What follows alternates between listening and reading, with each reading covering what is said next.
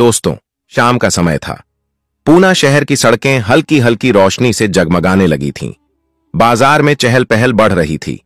ठेले खोमचे वालों की आवाजें ग्राहकों को लुभाने में जुटी थीं। हर तरफ रौनक थी। इसी भीड़ के बीच एक साधारण सी दिखने वाली महिला पानीपुरी के ठेले के पास खड़ी थी। उसने सूती साड़ी पहन रखी थी। देखने में वह एक आम घरेलू शादीशुदा महिला लग रही थी, जैसे बाजार में खरीदारी के लिए आई हो। लेकिन किसी को यह अंदाजा भी नहीं था कि यह कोई साधारण महिला नहीं, बल्कि शहर की डीएम मैडम थीं। भेष बदलकर वे आम लोगों के बीच उनकी समस्याओं और तकलीफों को समझने आई थीं। बिना किसी तामझाम, बिना किसी पहचान के, बस एक आम नागरिक की तरह। मैडम ने पानीपुरी के ठेले के पास जाकर मुस्कुराते हुए कहा, भैया जरा तीखी वाली बनाना। ठेले वाले ने उत्साह से जवाब दिया, हां मैडम, बहुत मजेदार बनाऊंगा। वह तुरंत कुरकुरी पूरी में मसालेदार पानी भरकर देने लगा। मैडम ने पहला ही कौर लिया और उनके चेहरे पर एक हल्की सी मुस्कान आ गई। पानीपुरी सच में बेहद स्वादिष्ट थी। उन्होंने इशारे से और खिलाने को कहा। ठेले वाला खुशी खुशी अपनी कला दिखाने में जुट गया, लेकिन मैडम सिर्फ स्वाद का आनंद नहीं ले रही थीं, वे उसकी मेहनत और व्यवहार कुशलता को भी परख रही थीं। तभी माहौल में अचानक तनाव घुल गया। 4 पुलिस वाले मोटर बाइक पर आए। उनकी वर्दियों पर धूल जमी थी और उनके हाव भाव में एक अजीब सा रौब था, जैसे किसी बाहुबली के आदमी हो। उनमें से एक ने ठेले वाले को घूरते हुए कड़क आवाज में कहा, अबे तेरा ठेला यहां कैसे लगा? कितनी बार कहा है कि सड़क किनारे अतिक्रमण मत कर, लेकिन तेरी हिम्मत तो देखो। पानीपुरी वाले का चेहरा उतर गया। उसने घबराकर हाथ जोड़ लिए और विनम्र स्वर में बोला, साहब, हम गरीब आदमी हैं, यही करके परिवार पालते हैं। पुलिस वालों के चेहरे पर कोई पछतावा नहीं था। उनमें से एक ने ठेले पर जोरदार लात मारी। ठेला हिल गया। सारी पानीपुरी नीचे गिर गई। मसालेदार पानी जमीन पर फैल गया और सूखे पत्तों की तरह हवा में बिखरी पूरियां अब गंदगी में लथपथ पड़ी थीं। भीड़ सहमी हुई खड़ी थी, लेकिन किसी में कुछ कहने की हिम्मत नहीं थी। लोगों की आंखों में डर साफ झलक रहा था। मैडम के अंदर गुस्से की लहर दौड़ गई। उन्होंने एक कदम आगे बढ़ाते हुए सख्त आवाज में कहा, यह क्या तरीका है? किसी गरीब की रोजी रोटी ऐसे उजाड़ दी? पुलिस वाला उनकी तरफ मुड़ा, ऊपर से नीचे तक घूरा और फिर हंसते हुए बोला, ओहो, देखो, समाज की नई नेता आ गई। अरे मैडम, तुम अपने घर जाओ, यह हमारा मामला है। मैडम ने गहरी सांस ली। आंखों में तेज था और स्वर में दृढ़ता। गरीबों पर अत्याचार करना कौन सा कानून है? पुलिस वाले को यह जवाब नागवार गुजरा। उसका चेहरा गुस्से से तमतमा गया। अगले ही पल बिना किसी चेतावनी के उसने तैश में आकर मैडम के गाल पर एक जोरदार थप्पड़ जड़ दिया। चारों ओर सन्नाटा छा गया। किसी को समझ नहीं आया कि कुछ ही क्षणों में क्या हो गया। थप्पड़ इतनी जोर से पड़ा था कि मैडम का चश्मा नीचे गिर गया। उनके चेहरे पर लाल निशान उभर आया। भीड़ अवाक थी। लोगों की आंखों में अविश्वास था। कोई यकीन नहीं कर पा रहा था कि पुलिस ने खुलेआम एक महिला पर हाथ उठा दिया। लेकिन पुलिस वालों को इससे कोई फर्क नहीं पड़ा। उनमें से एक ने मैडम की कलाई पकड़ी और धक्के देते हुए बोला, बड़ी आई कानून सिखाने, चल थाने चल। मैडम को अब एहसास हुआ कि स्थिति हाथ से निकल रही है। उन्हें लगा कि अब अपनी असली पहचान बता देनी चाहिए, लेकिन अगले ही पल उन्होंने खुद को रोका। अगर मैं अभी सच बता दूं तो ये डर कर चुप हो जाएंगे, लेकिन मुझे देखना है कि आम जनता के साथ कैसा व्यवहार किया जाता है। मुझे यह नाटक और आगे बढ़ाना होगा। उन्होंने कोई विरोध नहीं किया। पुलिस वालों ने उनके हाथों में हथकड़ी डाल दी और जबरदस्ती घसीटते हुए जीप में बैठा लिया। रास्ते भर पुलिस वाले बेहुदा बातें करते रहे। अबे, यह औरत बहुत तेज है, लगता है किसी बड़े घर की भागी हुई औरत है।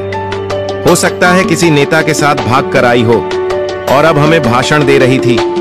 थाने में डालते हैं इसे, तब पता चलेगा असली मजा। मैडम ने उनकी बातें सुनी, लेकिन कुछ नहीं बोली। उनके भीतर एक तूफान उठ रहा था, लेकिन चेहरे पर वही ठहराव था। थाने पहुंचते ही पुलिस वालों ने उन्हें लॉकअप में डाल दिया। लॉकअप के भीतर घुटन भरा माहौल था। बदबू और गंदगी से भरा वह कमरा किसी यातना गृह से कम नहीं लग रहा था।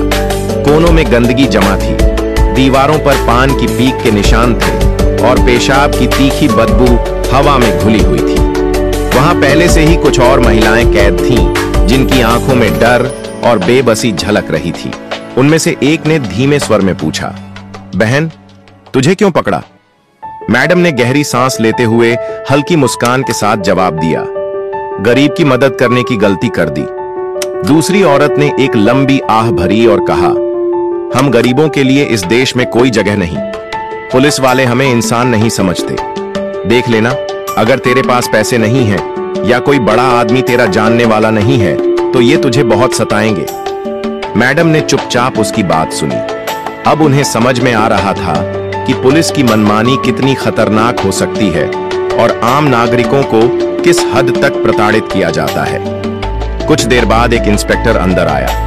उसने मैडम को घूरा और हंसते हुए कहा, बड़ी आई समाज सुधारक, चल इस कागज पर साइन कर कि तूने सरकारी काम में बाधा डाली है, नहीं तो रात भर यहीं सड़ती रहे।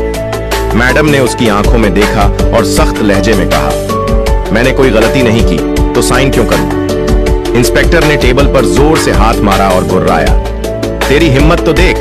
अबे सिपाही, इसे अंदर ले जा और समझा इसे अच्छे से।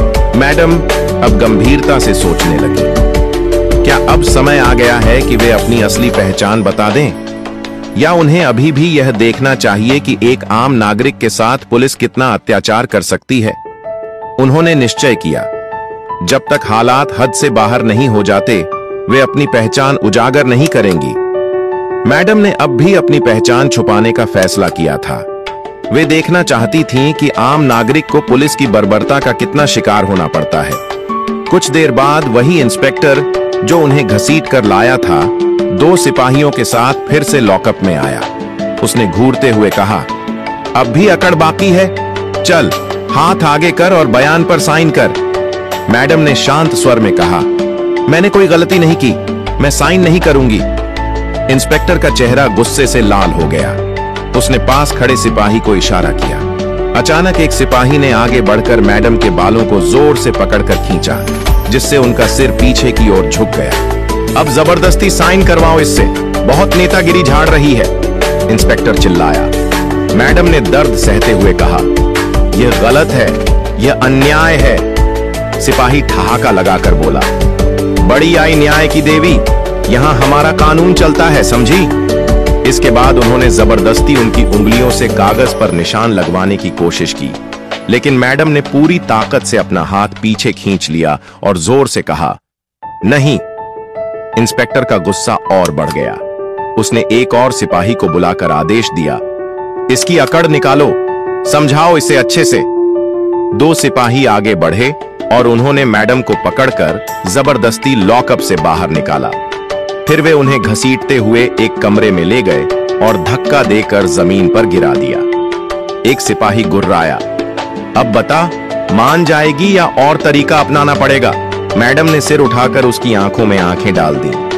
उनका खून खौल रहा था, लेकिन वे अभी भी संयम बनाए रखना चाहती थीं। तभी एक सिपाही ने आगे बढ़कर उन्हें जबरदस्ती उठाया और फिर जोर से धक्का दे दिया, जिससे वे फिर से गिर गईं। फिर उसने पास रखी एक लकड़ी की छड़ी उठाई और व्यंग्य भरे स्वर में बोला, अब देख तू कितनी समाज सेवा करती है। अचानक बाहर से किसी के तेज कदमों की आहट आई। दरवाजा जोर से खुला और एक वरिष्ठ पुलिस अफसर अंदर आया। उसकी आवाज गूंजी, यहां क्या हो रहा है? इंस्पेक्टर हड़बड़ा गया और जल्दी से बोला, सर, यह औरत बहुत बदतमीज है, कानून का उल्लंघन कर रही है, सरकारी काम में बाधा पहुंचा रही है। अफसर ने संदेह भरी नजरों से इंस्पेक्टर को घूरा। अच्छा, और तुम लोग इस पर बल प्रयोग कर रहे हो? इंस्पेक्टर घबरा गया, लेकिन खुद को संभालते हुए बोला, सर, यह बहुत चालाक है, इसे सबक सिखाना जरूरी है। डीएम मैडम ने अफसर की आंखों में सीधे देखा और सख्त लहजे में बोली, अगर आपको कानून की थोड़ी भी समझ है तो आप जानते होंगे कि बिना किसी अपराध के किसी महिला को इस तरह प्रताड़ित करना गैर कानूनी है। अफसर कुछ पल चुप रहा, फिर उसने इंस्पेक्टर को घूरते हुए पूछा, बिना सबूत के इसे क्यों बंद किया है? इंस्पेक्टर थोड़ा असहज हो गया और झिझकते हुए बोला, सर, हमने इसे सड़क पर झगड़ा करते पकड़ा था, ये लोगों को भड़का रही थी। अफसर ने गहरी सांस ली और डीएम मैडम की ओर देखा, फिर कहा, ठीक है, इसे यहां मत रखो, कुछ घंटे बाद छोड़ देना। इंस्पेक्टर ने नाखुशी जाहिर की, लेकिन आदेश मानने के अलावा उसके पास कोई चारा नहीं था। डीएम मैडम को वापसली पहचान उजागर करने का समय आ गया है या उन्हें अभी और इंतजार करना चाहिए। इधर पुलिस वालों ने उन्हें परेशान करने के लिए नई चाल चली। उन्हें एक बदबूदार कंबल दिया गया जिसे शायद महीनों से धोया नहीं गया था। खाने में बचा खुचा बासी खाना परोसा गया जिसे शायद कोई जानवर भी न खाए, लेकिन मैडम के चेहरे पर कोई शिकन तक नहीं आई। उन्होंने सब कुछ सहने का निश्चय कर लिया था क्योंकि वे जानना चाहती थीं कि आम जनता को किस तरह का अन्याय सहना पड़ता है। अगली सुबह इंस्पेक्टर फिर आया और व्यंग्य भरे लहजे में बोला, अबे आज तेरी किस्मत अच्छी है, चल तेरी जमानत हो गई। मैडम ने आश्चर्य से पूछा, मेरी जमानत? इंस्पेक्टर हंसते हुए बोला, हाँ, तेरे जैसे लोगों को बचाने के लिए कोई ना कोई मूर्ख आ ही जाता है। वे उठकर बाहर आईं तो देखा कि बाहर एक पत्रकार खड़ा था जिसने उनके बारे में सुनकर उनके लिए आवाज उठाई थी। पत्रकार ने उत्सुकता से पूछा, मैडम, आप पर क्या आरोप लगाया गया है?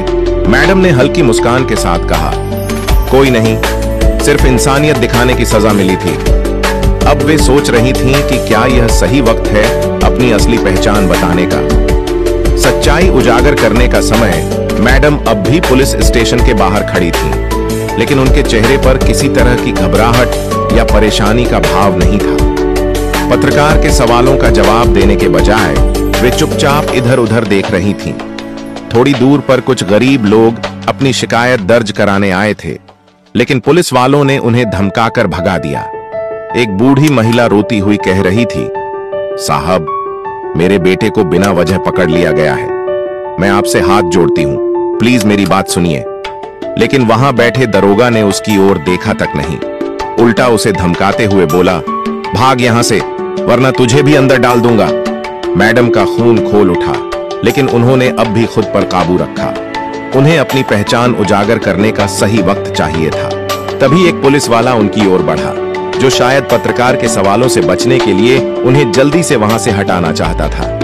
वह गुर्राया, चल भाग यहां से, तुझे जमानत मिल गई, अब ज्यादा तमाशा मत कर। मैडम ने गहरी सांस ली और धीमे स्वर में कहा, जमानत किसने दी? तेरे बाप ने? पुलिस वाला हंसा और बोला, नहीं, कोई और आया होगा, तुझे क्या फर्क पड़ता है?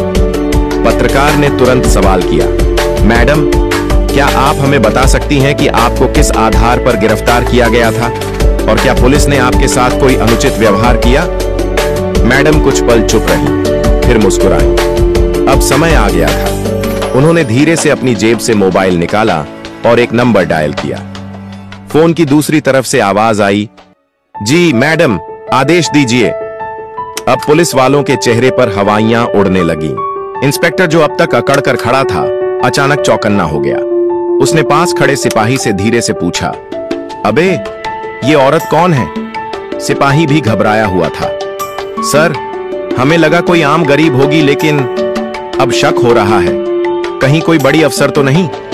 तभी मैडम ने फोन पर सख्त लहजे में आदेश दिया, 5 मिनट में पुलिस स्टेशन पहुंचो और डीएम ऑफिस की पूरी टीम को लेकर आओ। अब इंस्पेक्टर के माथे पर पसीना छलक आया, उसका चेहरा पीला पड़ गया। घबराकर उसने फिर से सिपाही से पूछा, अबे ये सच में कोई बड़ी अफसर तो नहीं? पुलिस स्टेशन में हड़कंप मच गया, चारों तरफ अफरा तफरी मच गई। कुछ ही देर में सायरन बजाती सरकारी गाड़ियां पुलिस स्टेशन के बाहर आकर रुकी।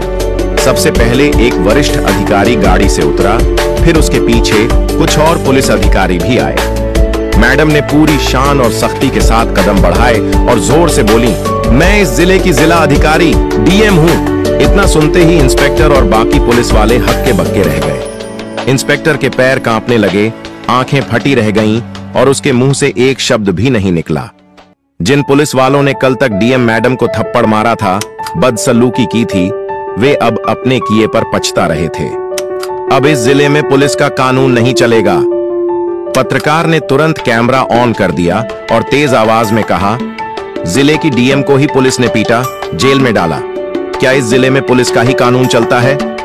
मैडम ने गहरी सांस ली, फिर पूरी ताकत से कहा, आज मैंने अपनी आंखों से देखा कि आम आदमी को पुलिस स्टेशन में किस तरह टॉर्चर किया जाता है। गरीबों की कोई सुनवाई नहीं होती, महिलाओं के साथ बदसलूकी की जाती है और पुलिस खुद को भगवान समझने लगी है। लेकिन अब ये सब नहीं चलेगा। इंस्पेक्टर घुटनों के बल गिर गया। वह कांपती आवाज में बोला, मैडम, हमें माफ कर दीजिए, हमें नहीं पता था कि आप। लेकिन मैडम ने गुस्से से उसकी बात काटते हुए कहा, अगर मैं डीएम नहीं होती तो क्या तुम मुझे इसी तरह पीटते रहते, इसी तरह किसी गरीब महिला को टॉर्चर करते? पूरे पुलिस स्टेशन में सन्नाटा छा गया। जो पुलिस वाले कल तक रौब झाड़ रहे थे, वे अब सिर झुकाए खड़े थे, अपनी गलती पर शर्मिंदा। अब पूरे पुलिस स्टेशन में सन्नाटा छा गया था। जो पुलिस वाले कल तक डीएम मैडम पर रौब झाड़ रहे थे, उन्हें थप्पड़ मार रहे थे, गालियां दे रहे थे, वे सब अब घुटनों के बल गिरे हुए थे। इंस्पेक्टर के होंठ कांप रहे थे, चेहरा सफेद पड़ चुका था। वह बार बार हाथ जोड़कर गिड़गिड़ा रहा था, मैडम, हमें माफ कर दीजिए, हमसे गलती हो गई, हमें नहीं पता था कि आप। लेकिन डीएम मैडम के चेहरे पर अब भी वही कठोरता थी, वही तेज जो एक ईमानदार अधिकारी के चेहरे पर होना चाहिए। उन्होंने ठंडे स्वर में कहा, अगर मैं डीएम नहीं होती तो क्या तुम मुझे ऐसे ही पीटते रहते, ऐसे ही गालियां देते? क्या किसी भी आम महिला के साथ ऐसा ही बर्ताव करते? इंस्पेक्टर सिर झुकाकर खड़ा रहा, पूरी तरह चुप। उसके पास कोई जवाब नहीं था, लेकिन उसके बगल में खड़े कुछ पुलिस कर्मियों के चेहरों पर अब भी घमंड झलक रहा था, जैसे उन्हें अब भी यकीन न हो कि वे इतनी बड़ी मुसीबत में फंस चुके हैं। तभी डीएम मैडम ने फोन उठाया और सख्त लहजे में आदेश दिया, सभी दोषी पुलिस वालों को तुरंत निलंबित करो और उनके खिलाफ सख्त कार्रवाई शुरू करो। आज से इस जिले में किसी भी आम नागरिक के साथ ऐसी ज्यादती नहीं होनी चाहिए। अब पुलिस वालों के पैरों तले जमीन खिसक चुकी थी। उन्हें समझ आ गया था कि उनका करियर खत्म हो चुका है। अब न्याय मिलेगा। पत्रकार लगातार लाइव रिपोर्टिंग कर रहे थे, कैमरे ऑन थे, पूरा मामला मीडिया में फैल चुका था। डीएम मैडम ने चारों ओर नजर घुमाई और गहरी सांस लेकर कहा, सुनो, जितने भी लोग यहां मौजूद हैं वे गवाह रहेंगे कि इस थाने में किस तरह अत्याचार होता था। मैंने खुद देखा कि एक बुजुर्ग महिला को यहां से भगा दिया गया, एक गरीब मजदूर की शिकायत तक नहीं सुनी गई और मुझे तो जेल में बंद कर पीटा गया। क्या यही न्याय है? इतना कहते ही भीड़ में खड़े कई गरीब लोग आगे आ गए। वे सब रो रो कर अपनी आप बीती सुनाने लगे। ये पुलिस वाले पैसे लेते हैं, झूठे केस में फंसाते हैं, हमारी बहू बेटियों को परेशान करते हैं। एक बूढ़ा आदमी रोते हुए चीख पड़ा, हम गरीबों के लिए कोई न्याय नहीं है। अब डीएम मैडम की आंखों में क्रोध साफ झलक रहा था। लेकिन अब इस जिले में कानून सिर्फ वर्दी वालों के लिए नहीं, बल्कि हर नागरिक के लिए होगा। अब अन्याय नहीं चलेगा। पुलिस वाले सिर झुकाकर खड़े थे। आज पहली बार उन्होंने अपने ही थाने में न्याय की गूंज सुनी थी। डीएम मैडम ने तुरंत अपने बुलाए गए अधिकारियों को निर्देश दिया, इन सभी पीड़ितों की शिकायतें दर्ज करो और यह सुनिश्चित करो कि आज से इस जिले में कोई भी व्यक्ति बेवजह परेशान न किया जाए। पुलिस के नाम पर गुंडागर्दी अब और नहीं चलेगी। फिर उन्होंने फोन उठाया और सीधे उच्च अधिकारियों को कॉल लगाया। हेलो सर, मैं इस जिले की डीएम बोल रही हूं। मैंने खुद पुलिस के अत्याचार को झेला है। मैं खुद इस थाने में पीटी गई हूं। मैं चाहती हूं कि इस पूरे थाने की तत्काल जांच हो और दोषी पुलिस वालों को तुरंत निलंबित किया जाए। अब तक इंस्पेक्टर की हालत इतनी खराब हो चुकी थी कि उसके हाथ पैर सुन पड़ चुके थे। उसने पास खड़े सिपाही से फुसफुसाकर कहा, अब पछताने से कोई फायदा नहीं है। कुछ ही देर में जिले के सबसे बड़े अधिकारी पुलिस स्टेशन पहुंच चुके थे। वे डीएम मैडम के सामने झुककर बोले, मैडम, हमें इस घटना के लिए शर्मिंदा होना चाहिए। जो कुछ भी हुआ वह बेहद निंदनीय है। हम आपको विश्वास दिलाते हैं कि दोषी पुलिस वालों के खिलाफ सख्त कार्रवाई की जाएगी। डीएम मैडम ने गहरी सांस ली और सख्त लहजे में कहा, मैं चाहती हूं कि इस थाने में हर जगह सीसीटीवी कैमरे लगाए जाए ताकि कोई भी व्यक्ति बेवजह प्रताड़ित न हो। मैं खुद आकर इसकी नियमित जांच करूंगी। फिर उन्होंने इंस्पेक्टर की ओर देखा, जो अब तक कांप रहा था। तुमने अपनी वर्दी की इज्जत को तार तार कर दिया। तुम्हारी नौकरी तो गई ही गई, अब जेल भी जाना पड़ेगा। इंस्पेक्टर की आंखों से आंसू छलक पड़े। वह घुटनों के बल गिरकर गिड़गिड़ाने लगा। मैडम, माफ कर दीजिए, मेरी बीवी और बच्चे भूखे मर जाएंगे। मेरी मां बीमार है, मैं बर्बाद हो जाऊंगा। लेकिन डीएम मैडम के चेहरे पर कोई दया नहीं थी। उन्होंने ठंडे स्वर में कहा, जब तुमने एक आम महिला को पीटा था, तब तुम्हें अपनी बीवी और बच्चों की याद आई थी? जब तुमने गरीबों से रिश्वत ली थी, तब क्या तुम्हें अपनी मां का ख्याल आया था? पूरे पुलिस स्टेशन में गहरा सन्नाटा छा गया। आज पहली बार कानून ने अपनी असली ताकत दिखाई थी। इंस्पेक्टर सिर झुकाए खड़ा था। उसकी आंखों से आंसू बह रहे थे, लेकिन अब पछताने से कुछ नहीं हो सकता था। डीएम मैडम ने मीडिया की ओर देखा और स्पष्ट स्वर में कहा, आज मैं यह संदेश देना चाहती हूं कि कोई भी कानून से ऊपर नहीं है। अगर पुलिस वाले जनता के रक्षक बनेंगे तो वे सम्मान पाएंगे, लेकिन अगर वे अत्याचारी बनेंगे तो उनके लिए इस व्यवस्था में कोई जगह नहीं होगी। पूरे जिले में यह खबर आग की तरह फैल चुकी थी। सोशल मीडिया पर वीडियो वायरल हो चुका था। लोग डीएम मैडम की ईमानदारी और साहस की तारीफ कर रहे थे। वहीं दोषी पुलिस वालों को उनके अंजाम तक पहुंचाने की प्रक्रिया शुरू हो चुकी थी। समय बीत चुका था, लेकिन पुलिस वालों की आंखों में डर और पछतावा अब भी साफ झलक रहा था। डीएम मैडम का फैसला पूरे जिले में चर्चा का विषय बन चुका था। मीडिया के कैमरे लगातार उनके आसपास घूम रहे थे, लेकिन उन्होंने किसी भी तरह का समझौता करने से इनकार कर दिया। उन्होंने केवल दोषियों के खिलाफ कार्रवाई नहीं की, बल्कि एक उदाहरण पेश किया। अब जिले में एक नई हवा बहने लगी थी। लोग अब पुलिस से डरने के बजाय उन्हें जवाबदेह मानने लगे थे। अधिकारी अब गुनहगारों को बचाने के लिए नहीं, बल्कि उनके खिलाफ कार्रवाई करने के लिए मजबूर थे। डीएम मैडम ने यह साबित कर दिया कि अगर कोई शक्ति में है तो वह शक्ति का दुरुपयोग नहीं करेगा, बल्कि लोगों के भले के लिए उसका इस्तेमाल करेगा। इस घटना के बाद पुलिस विभाग में बदलाव की लहर आ गई। जो पुलिसकर्मी अपनी ताकत का गलत इस्तेमाल कर रहे थे, उन्हें निलंबित कर दिया गया। उनकी जगह नए, ईमानदार और समर्पित पुलिसकर्मियों की भर्ती की गई, जो वास्तव में जनता की सेवा के लिए प्रतिबद्ध थे। यह सिर्फ एक घटना नहीं थी, बल्कि एक नई व्यवस्था की शुरुआत थी, जहां न्याय और ईमानदारी सबसे ऊपर थे। ईमानदारी और न्याय की मिसाल, डीएम मैडम की कहानी। डीएम मैडम ने यह सुनिश्चित किया कि जिले का हर अधिकारी अपने कर्तव्य को पूरी ईमानदारी और निष्ठा से निभाए। उन्होंने स्पष्ट कर दिया कि जो भी कानून का उल्लंघन करेगा, वह कभी बच नहीं पाएगा। कुछ दिनों बाद एक सुबह उन्होंने मीडिया के सामने आकर एक सशक्त बयान दिया। मुझे यह देखकर खुशी हो रही है कि अब इस जिले में लोगों का पुलिस पर भरोसा बढ़ने लगा है। लेकिन हमें समझना होगा कि हमारी जिम्मेदारी सिर्फ कानून लागू करने तक सीमित नहीं है। हमारा कर्तव्य है कि हम अपनी शक्ति का उपयोग जनता की भलाई के लिए करें। हमें यह सुनिश्चित करना होगा कि हर नागरिक को न्याय मिले और पुलिस उनके रक्षक के रूप में खड़ी हो, न कि उनके खिलाफ। उनके शब्दों ने जिले में नई उम्मीद और विश्वास जगा दिया। अब लोग पुलिस से डरने के बजाय उनकी जवाबदेही तय करने लगे।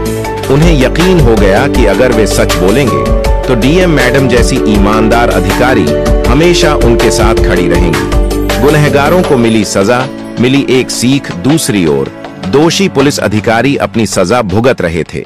उन्हें यह एहसास हो चुका था कि उनकी गलतियों ने न सिर्फ उनके करियर को खत्म कर दिया, बल्कि उनकी इज्जत भी मिट्टी में मिला दी। यह घटना सिर्फ एक कार्रवाई नहीं थी, बल्कि एक सबक थी, एक चेतावनी कि सत्ता का दुरुपयोग करने वालों को इसका अंजाम भुगतना ही पड़ेगा। डीएम मैडम की निडरता और ईमानदारी ने न्याय और सच्चाई की एक नई मिसाल कायम की। उन्होंने यह साबित कर दिया कि अगर एक व्यक्ति भी अन्याय के खिलाफ खड़ा हो जाए तो पूरा सिस्टम बदल सकता है। डीएम मैडम के फैसले ने सभी को यह सिखाया कि यदि आप अपनी ताकत का दुरुपयोग करेंगे तो एक दिन वही ताकत आपके खिलाफ भी खड़ी हो जाएगी। यह घटना दुखद थी, लेकिन इससे समाज के लिए एक महत्वपूर्ण सीख मिली। ईमानदारी और न्याय से बढ़कर कुछ भी नहीं, कानून से ऊपर कोई नहीं, चाहे वह कितना भी बड़ा अधिकारी हो या आम नागरिक। जब तक कोई व्यक्ति अपनी शक्तियों का सही उपयोग नहीं करता, तब तक वह सच्चे सम्मान का हकदार नहीं हो सकता। डीएम मैडम ने अपनी शक्ति का इस्तेमाल सिर्फ एक भ्रष्ट पुलिस अधिकारी को सजा देने के लिए नहीं किया, बल्कि हर गरीब, हर कमजोर और हर अन्याय से पीड़ित व्यक्ति के हक को वापस दिलाने के लिए किया।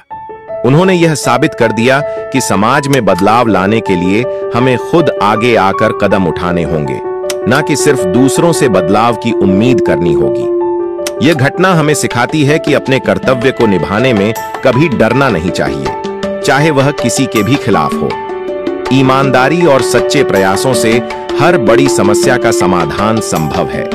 हमें अपने जीवन में सच्चाई, ईमानदारी और कर्तव्य के प्रति निष्ठा बनाए रखनी चाहिए। यही वो मूल्य हैं जो हमें एक मजबूत और न्यायप्रिय समाज की ओर ले जाते हैं।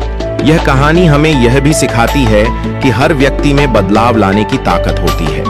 अगर हम गलत को सहना बंद कर दें और सही का साथ दें, तो धीरे धीरे सच्चाई और न्याय की जीत होगी। किसी एक व्यक्ति द्वारा उठाया गया सही कदम समाज को एक नई दिशा दे सकता है। इस कहानी से हमें यह सीख मिलती है कि हमें अन्याय के खिलाफ खड़ा होना चाहिए, चाहे हम किसी भी क्षेत्र में काम करते हों। यह कहानी यह भी दर्शाती है कि समाज में बदलाव लाने के लिए सिर्फ एक मजबूत इरादा और ईमानदार प्रयास की जरूरत होती है।